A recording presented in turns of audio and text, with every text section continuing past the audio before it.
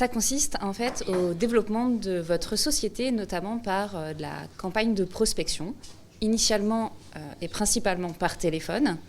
Mais pour pouvoir téléphoner au préalable, il faut bien sûr définir votre cible, définir quel outil va vous permettre d'acquérir les différents contacts, bien sûr dans le respect de la réglementation RGPD. Je crois que parmi, en tout cas, les choses qui me sont importantes et qui transparaissent auprès de mes clients, c'est le fait de pouvoir justement partager une ambition commune. Mon ambition pour mon client, c'est de lui apporter une relation client, des rendez-vous planifiés sur son agenda et qu'il puisse se décharger mentalement de cette partie-là. Pour le faire correctement, pour être sa voix finalement, puisque lorsque je vais lancer des campagnes d'acquisition et ensuite être la voix au téléphone, cela nécessite que je comprenne son business, que je puisse connaître la concurrence, les acteurs, la proposition de valeur, pour pouvoir également la communiquer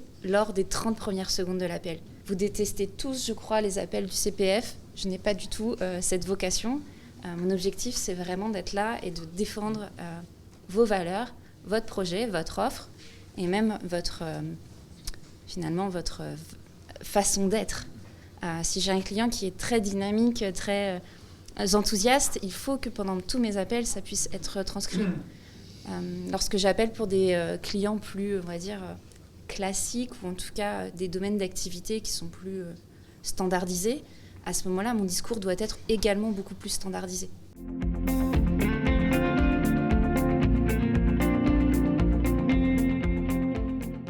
Alors, j'ai appris ça tout simplement parce que je détestais moi-même, au début, la prospection par téléphone. C'était une vraie douleur.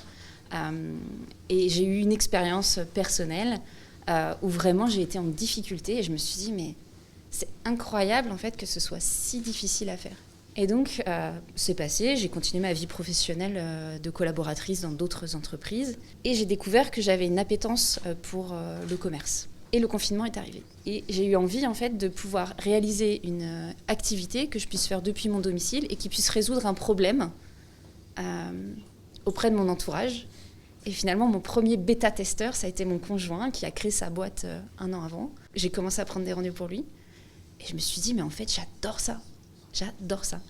Et ensuite, je me suis formée beaucoup avec des formations en ligne, de manière justement à optimiser mes compétences, à comprendre comment élaborer des scripts de prise de connexion. Et puis ensuite, j'ai envie de dire, la meilleure façon d'apprendre, c'est de le faire. Vraiment, dans ce métier, si vous ne vous levez pas le matin et que vous ne prenez pas votre téléphone et que vous ne faites pas les appels, il ne se passera rien.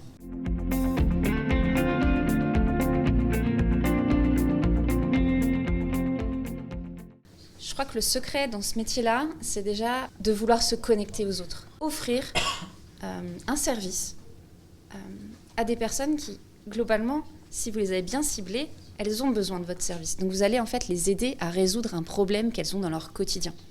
Et ça, c'est vraiment un premier élément, c'est de bien comprendre quelle valeur j'apporte à mes prospects. Donc le premier tip, c'est déjà d'être au clair sur finalement quelle est votre offre. Le deuxième tips, ce serait du coup de bien qualifier vos fichiers.